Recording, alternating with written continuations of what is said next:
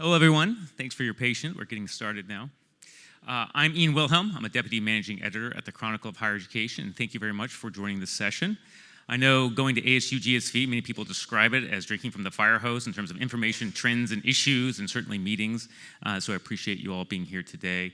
We hope to boil some trends down for you, make sure you're leaving with some ideas about what we think are the burning issues, some of the more important issues, and somewhat the under-discussed issues when it comes to higher education. So again, we're going to try and synthesize a little bit, perhaps what we're talking about at the Chronicle and what you're hearing here in the hallways.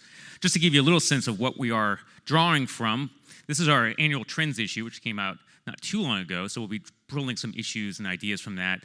You see some QR codes both in the back and maybe on your table. That QR code will lead you to our store, the Chronicle store, where you can get a copy of that.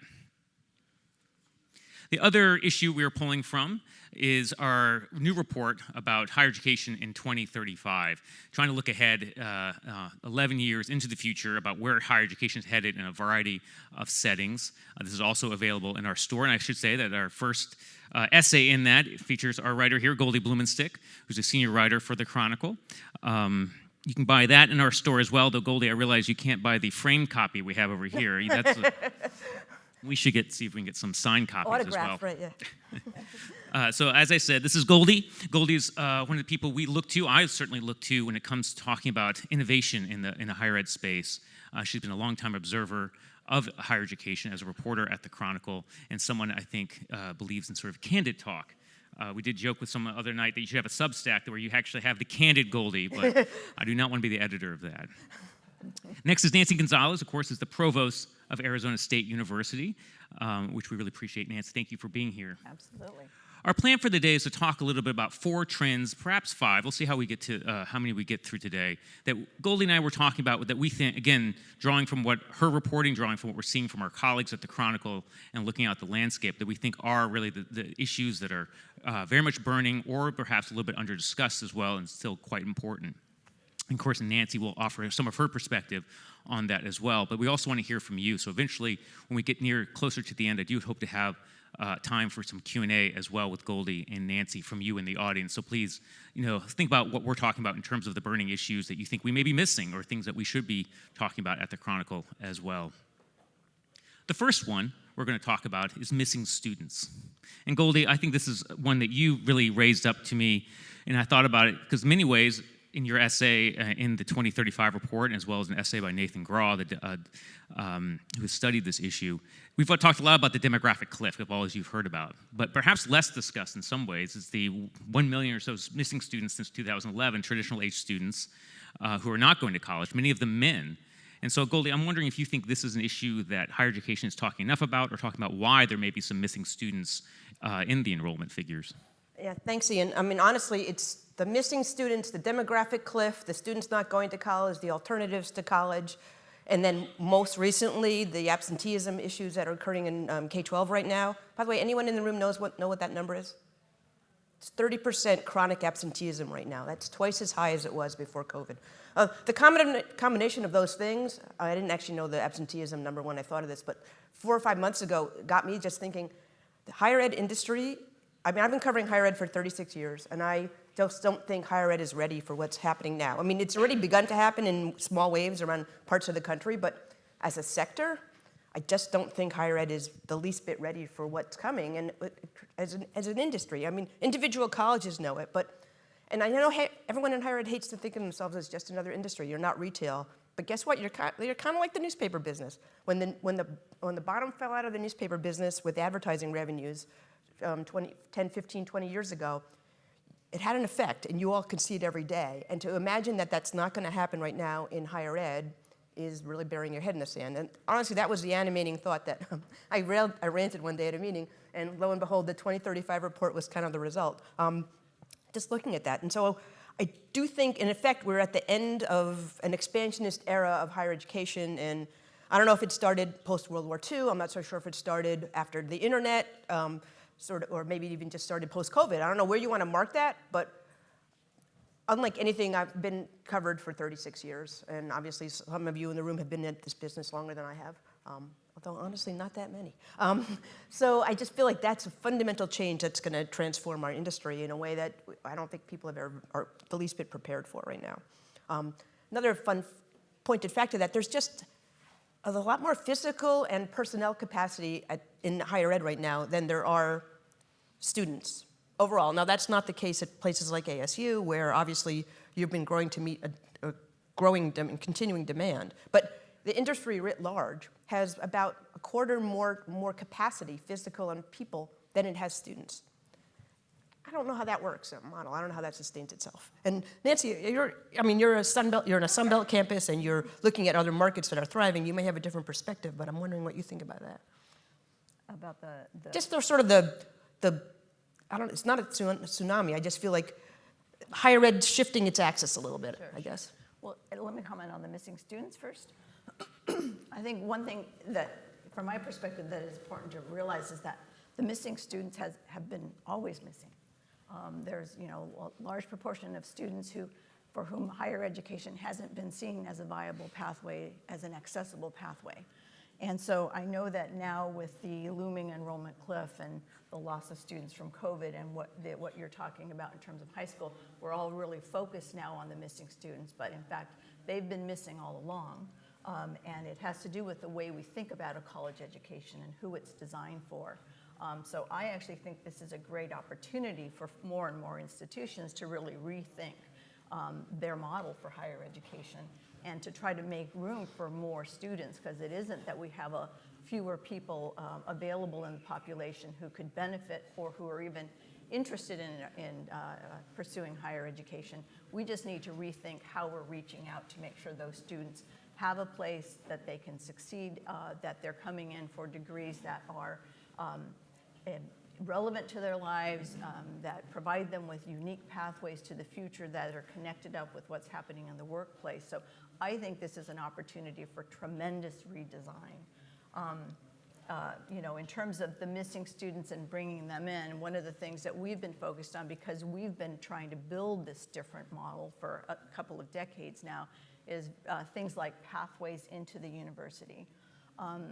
For example, we have a program that we call Earned Admission, which is for those 40 million students who have some college but no degree, who could well and probably do want to see ways to advance themselves, and as well as other students who just haven't seen the university as a place for them and may not be qualified to be admitted to a university. So we give them an opportunity to take our online courses in a format that we call universal learning courses at a very low price.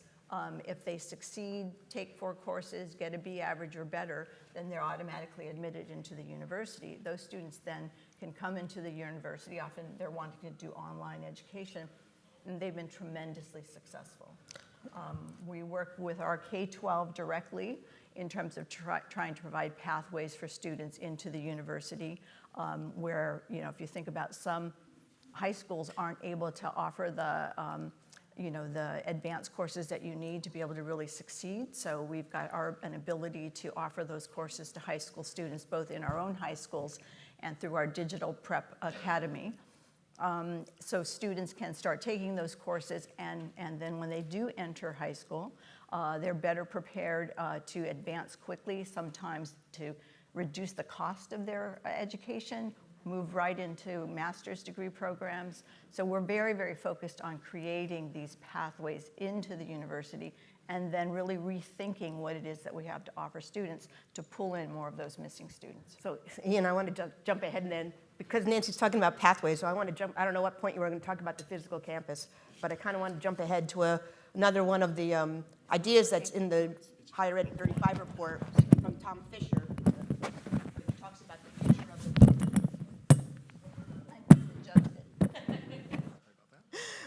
talks about the future of the physical campus, which he calls the phygital campus, which you can love that or not love that. It's a version of blended. But one of the things Tom talks about, and it sort of fits with the post-World War II analogy also, is like post-World War II, America built 2 great kinds of institutions, an interstate highway system and an American higher education system. And the interstate highway system is beautiful and it gets you where you want to go, but it's limited access. This is all Tom's idea, not mine. But it's limited access, and if you happen to be lucky enough to live near an interchange that gets you on and off the interstate, you're on a pathway to somewhere. And Tom argues that really what higher ed needs to be is multimodal and have a lot more pathways, because higher ed shouldn't be one of those places, which it is sort of right now, where with only so many ways in. And what you've described right now is really a system. Someone used a phrase to me the other day about ASU vertically integrated, but a system where there's a lot of on and offs, and the system is built for not just long trips, but for short trips, and for people who can get on and off at ease, and we don't actually have that system right now, and increasingly I think the trends are showing that to attract the kinds of students the higher ed's going to need to not fall off the cliff completely, it's going to need to develop more of those. A model that's not the interstate highway system. It's going to need to, I don't know what the other model looks. And the other one has a lot of traffic on it, let's admit it. But it's really the way you have to go. I appreciate that, Goldie, bringing up the idea of how the physical space is going to have to change, as well as the digital space in Tom's piece. And I wonder, Nancy, for you all, how do you think about those two things blending together when it comes to the physical campus as well as the digital campus, potentially thinking about not just pathways, but modes of education for your students? Yeah, so, many things to say about this. I will say there are many highways, many roads, and that's important because we need all of them. And a lot of people are talking about sort of the loss of the physical campus. We absolutely don't think that the physical campus is becoming less relevant. In some ways, we think the physical campus is probably becoming more relevant at the same time that, getting degrees in online education has completely blossomed, and we continue to see that as being viable. I actually knew you were going to ask about physical campus, so I looked at some numbers. We've actually increased our physical campus by 2.2 million square feet in the last 5 years. We've got another 1 million square feet in development. So we definitely don't see the physical campus as something that's going away. But we do think we're in a rapid period of redesign of our pedagogy and our degrees and how we use the physical campus. So a lot of those new buildings that I'm talking about, new facilities that I'm talking about, are going to be used in different ways to provide different opportunities for students, often bringing industry into the campuses with us and designing with them new facilities, maker spaces, really amazing new opportunities for students that are on our physical campus. So we see that being, something that we're only going to continue to evolve. At the same time, online enrollment has continued to evolve. We launched online enrollment in I think about 2008. Somebody correct me if that's not right. And we expect to hit the 100 million mark this summer in terms of 100 million students who have chosen to take their degree in this modality. And that's 100 million students who come from many, many different types of backgrounds, for whom online was the way that they could advance themselves. Often it's students who are working jobs, raising families, place-bound, not able to make it here, but this fits their lifestyle and it allows What's them that $100 million? What's that 100 million students 100 million at ASU? students graduating. No, Oh, I'm sorry, 100,000. I'm sorry. Wait, that was a big number.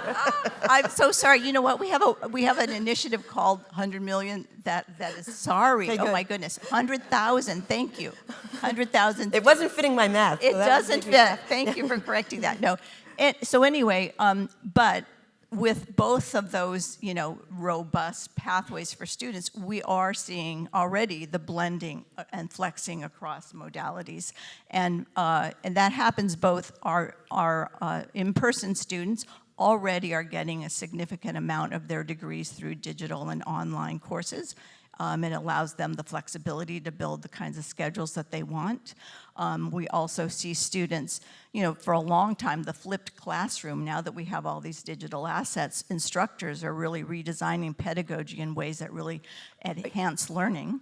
So students are getting mixed modalities, even if they have elected to come to campus. Likewise, our online students are coming to campus in many, many ways. We have a chemistry degree, for example, where the students take their degree completely online except for their labs. They come to ASU over the summer, and they engage in the lab work over in a kind of boot camps type environment that really allows them to enhance their learning in ways that have been completely exciting and successful for us. Are you thinking about any spaces sort of not just purely academic? One of the other things that Tom Fisher does in this, I think, pretty smart essay, talks about the sort of the need for intergenerational spaces on campus. And Oh, absolutely. I'm thinking about that because in Vermont, which is not having your enrollment growth, they're having to reuse 30% of their campus space right now. And they're trying to think now about could they use these campus facilities, some of them for childcare, some of them for healthcare. And I'm wondering if colleges should be thinking about that before they get to the desperate stage. Yeah, well, we actually did set up a adult living facility called Mirabella. Sits on our campus. Really fantastic living situation where older people can opt to live there and be very actively engaged in the life of the campus. And the facility has the ability to kind of advance along in terms of its apartment living or condo living, and then later in life it turns into, assisted care and memory care and what you need to be able to stay in that facility. So we have done that. And I also think that a lot of the new spaces that we're building are going to bring people from the community in co-design and co-building and really decisions about building their own communities in unique ways. Yeah, I'm just really struck by thinking about how Vermont is now trying to sort of rethink its empty space. There's a lot of opportunity for creativity, but they're doing it kind of with their back to the wall. So. No, I remember we reported on Antioch College was doing something similar where they brought in some senior living facilities, trying to look just as many ways as they could to use some extra space they had. But in part, the seniors who were coming in were very excited because they could also audit classes.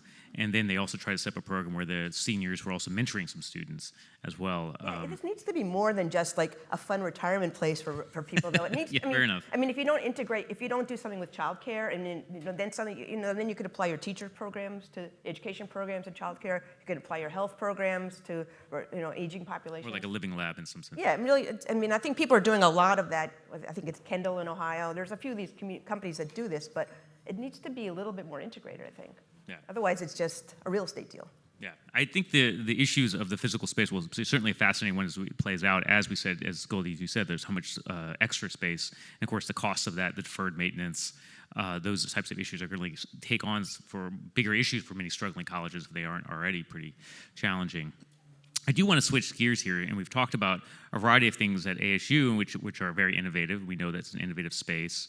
But one of the challenges, certainly, to innovation is how the faculty and administrators are working together. And I was struck, Goldie, by something you said to me. In your 36 years, you never thought that it has ever been worse in terms of faculty-administrator relationships. And certainly, newspapers like the Chronicle, we love to cover dust-ups. We love to cover challenges like that. But I think there's some truth to that. And let me just put some data behind it in terms of where perspectives may be different. We did a survey with ACE and Huron Consulting not too long ago where we talked to administrators and faculty about their priorities. And not surprising, faculty said administrators said the top priority for their institutions was enrollment, the issues we talked about earlier. For faculty, the number one issue was burnout and morale. And so just that barrier right there between those distinct challenges, where the priorities are being focused right now, I think is one of the reasons that in many places you see faculty having strong disagreements about how their institutions will move forward in a very difficult environment. So Goldie, I want you to expand on that. Why do you think it is in your years of reporting, this is probably the toughest time between faculty and administrative relations? I mean, COVID certainly didn't help, but I think it was there because after COVID, everybody's just burnt out, and that's the phrase you hear often enough. But there's just a level of distrust, I think. And, on campuses where things are booming, there's a little less of that, obviously. But a lot of places, campuses are not booming. And, even the campuses that are not closing down, a lot of places are cutting programs or trimming programs, rationalizing programs, making programs more appropriate for the workplace. Doing all these things that seem like right for a rational market to be doing, but seem very antithetical. I never could say that word. Antithetical. Antithetical, thank you. Antithetical to how the faculty were raised and what the faculty expectations were. Now people are losing their jobs. They're kind of losing their careers. I mean, went to school for 8 years to become professors to teach these things, and suddenly the rug's being pulled out from underneath them. They don't trust, this is one of the trends we had in our little trends report there, they don't trust the financials of the university, the people who are doing the work, and they're trying to go out there to do that themselves. And in some cases, maybe they're right, maybe the arguments aren't being made, certainly they aren't always being made in a very sort of upfront way. A lot of these decision making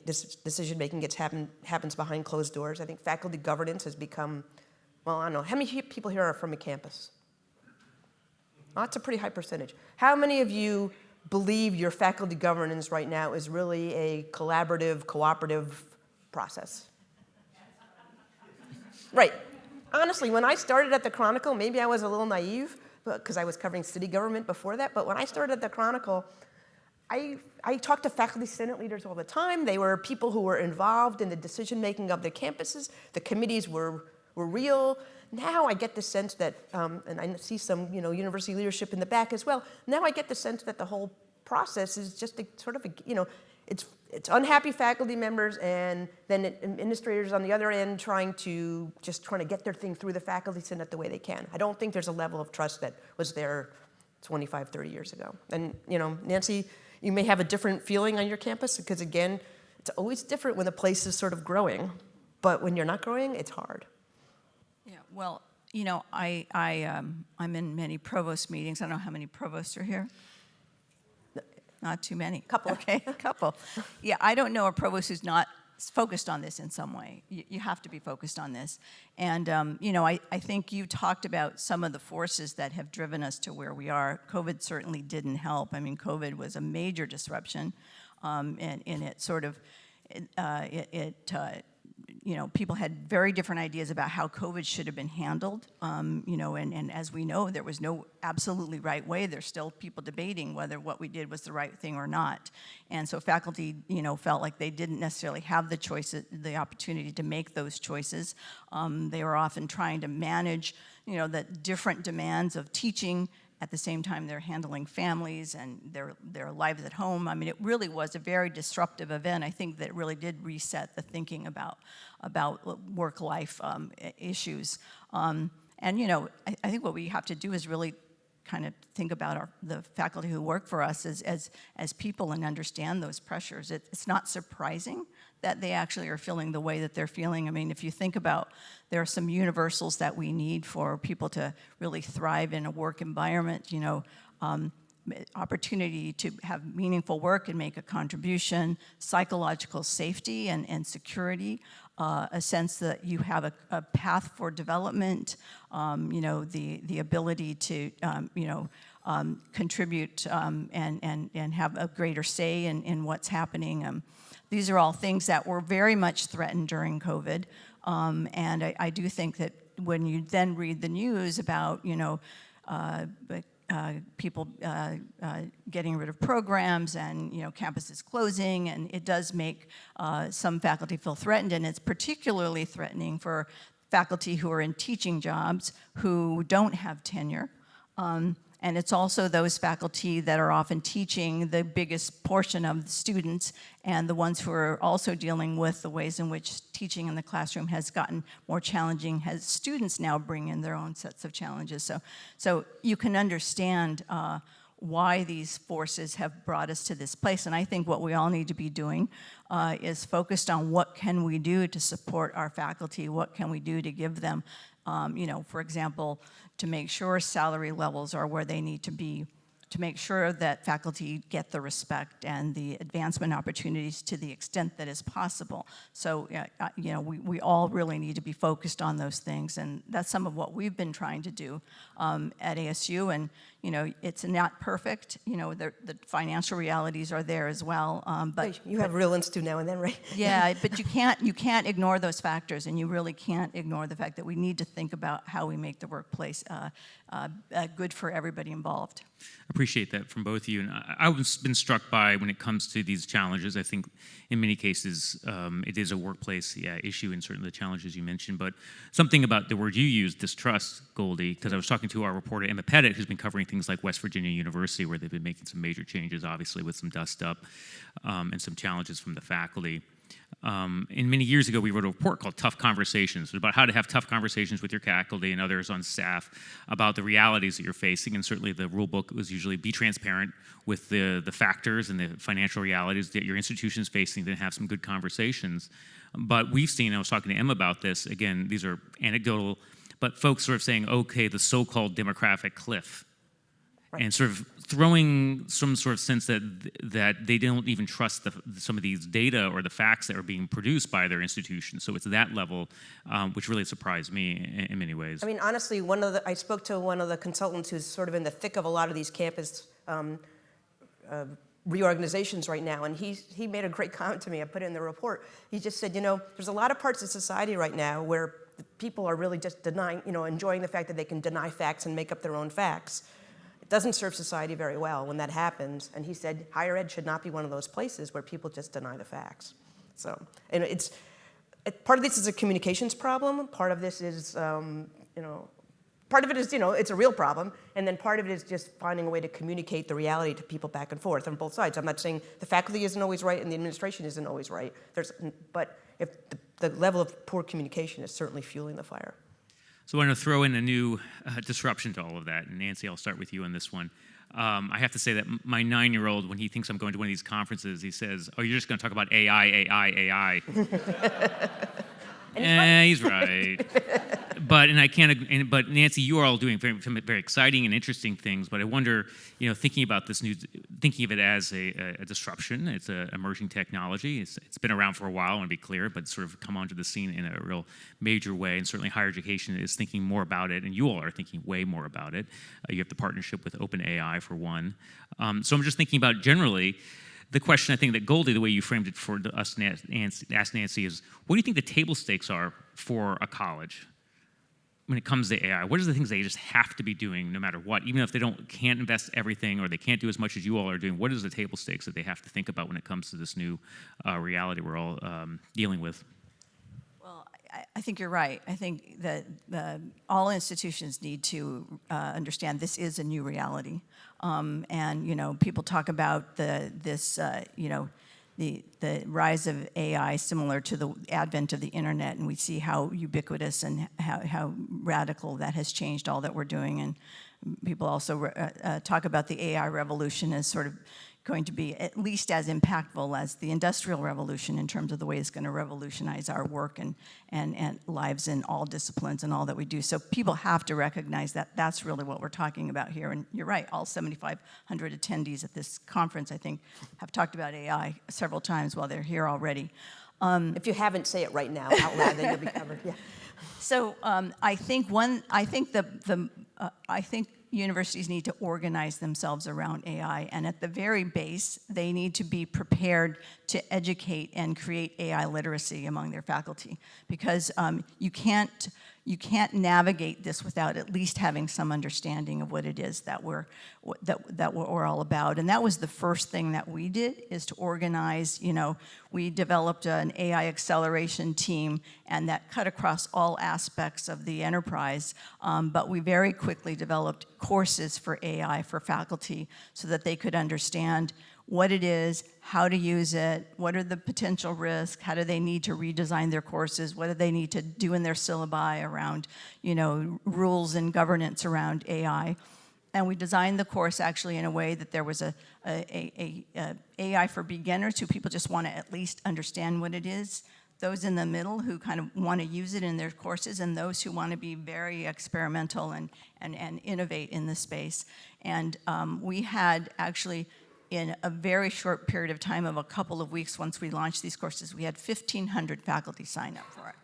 We've never had that much uptake. Even when we had to flip to our in-person classes to Zoom during COVID, we didn't get that many people immediately signing up for these courses. So tremendous interest, and we're really happy to see that kind of level of involvement. And I will say, back to the prior conversation, trying to get faculty engaged in making meaningful impact is a hard thing to do sometimes, but this is one way to really engage the whole community in designing the future together. So it's been Nancy, wonderful. who taught for the morale. classes? I mean, how do you have the how did you teach people? Who had the Well, expertise? we have experts on campus that we brought together, and they made online courses they were able to launch. We're now, we have offered those courses to other universities now, and we're creating upskilling versions of those for folks outside of the campus. So, you know, it was a very important thing for us to be early movers on. So that is, I think, at the base level, what people need to be doing.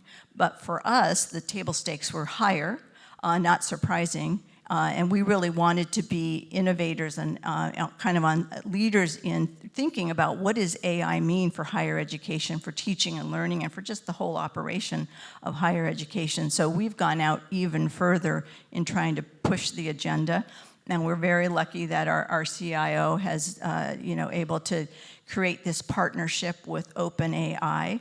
And so that's going to allow us to really kind of have a protected environment where we can use AI in a more private way so that we can build AI tools within the university. And we launched this AI challenge for people, mostly faculty to begin with, but it cuts across the whole university so that they can propose how they would use AI in an innovative way to, you know, address some of their needs in the classroom. We had about 200 applicants. We've awarded 100 different people to now have access to these licenses, over 800 licenses now in use as our faculty are rapidly trying to innovate in their space.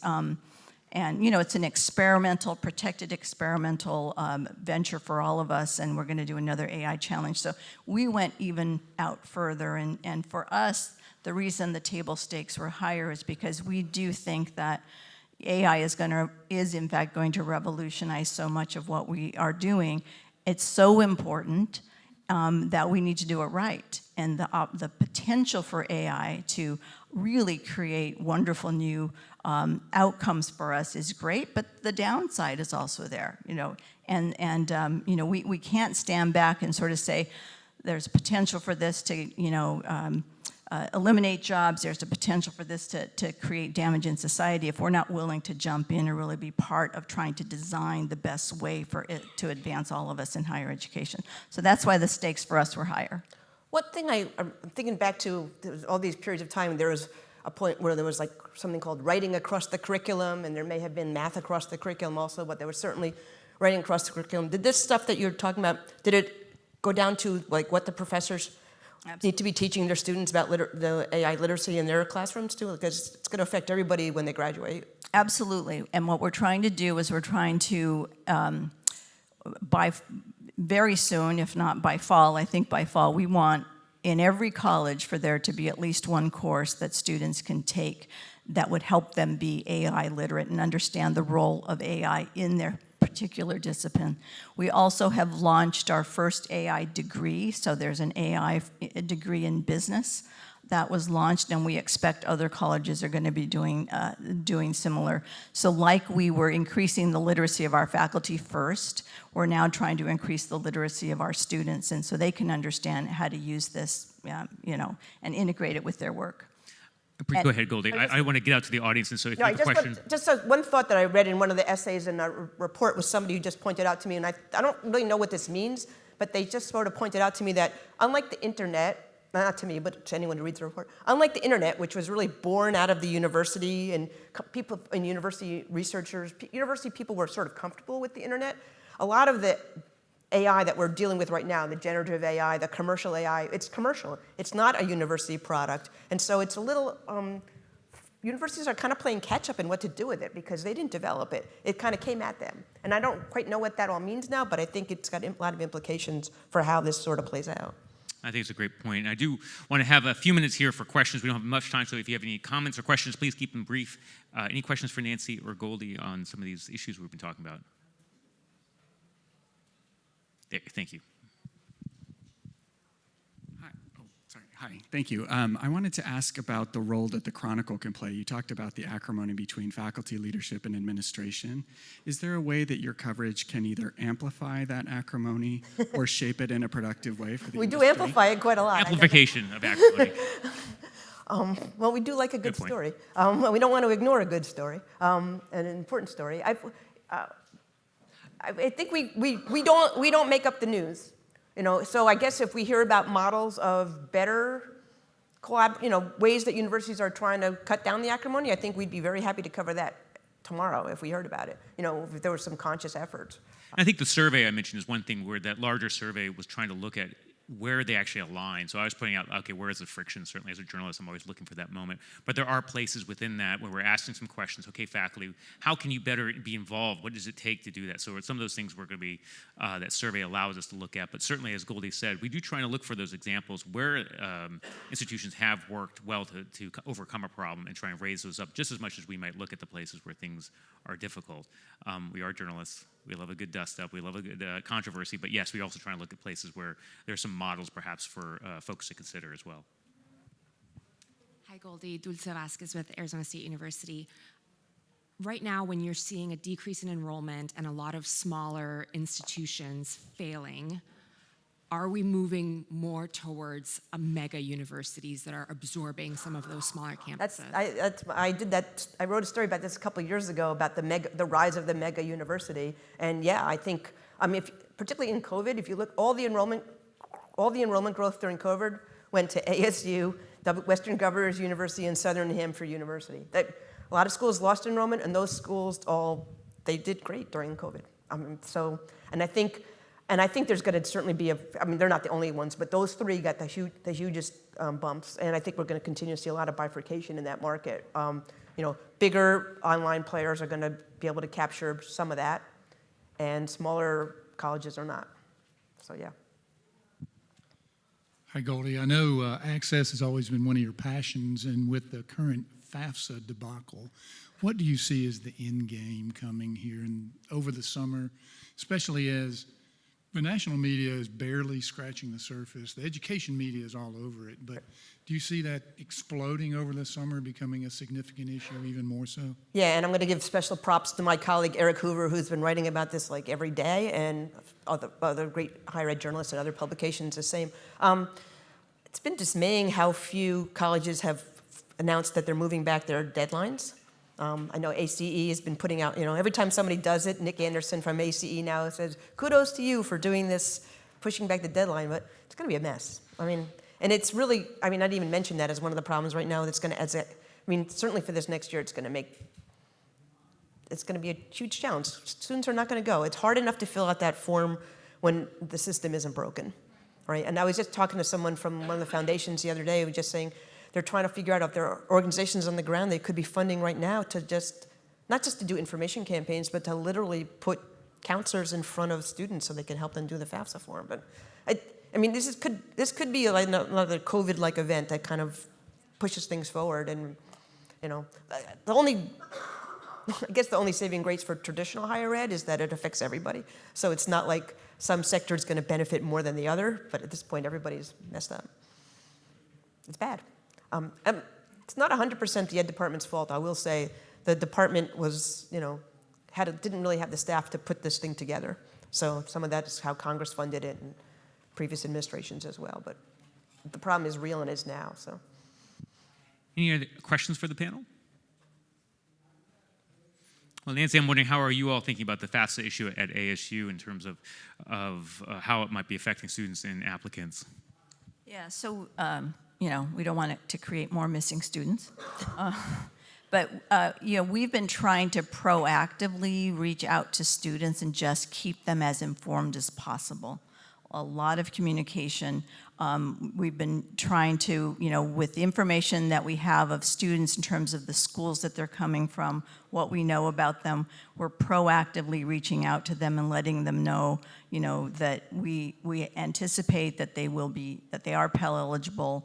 Those who are eligible for scholarships, we're letting them know, what we anticipate they're going to get. We don't want them to be left sitting out there without information. And as soon as any action happens, we let them know, we received this, here's the next step. We're really trying to just coach students through and tell them, fill out that FAFSA, don't wait, fill it out.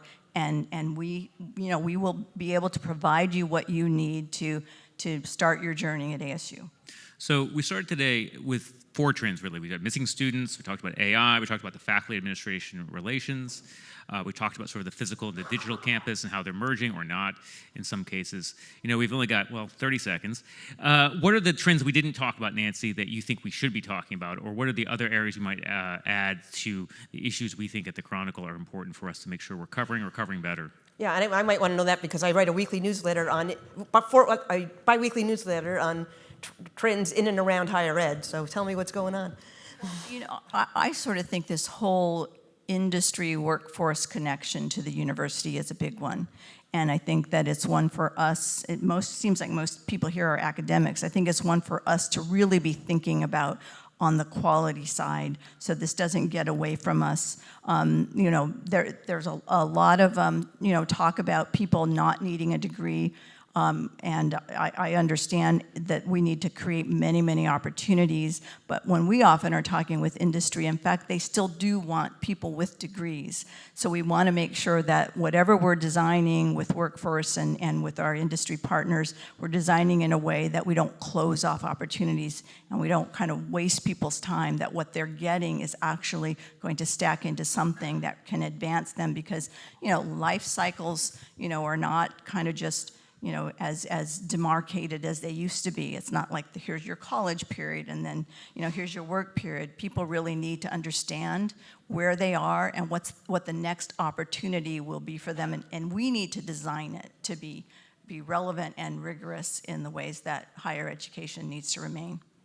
I appreciate that, Nancy. You just turned yourself. Thank you very much for your time today. I really appreciate it. Goldie, thank you very much. And thank you, everyone in the audience. Please do let us know what you thought of the session, but also what trends you may be seeing. Please, we're always interested in, as Goldie said. Thanks.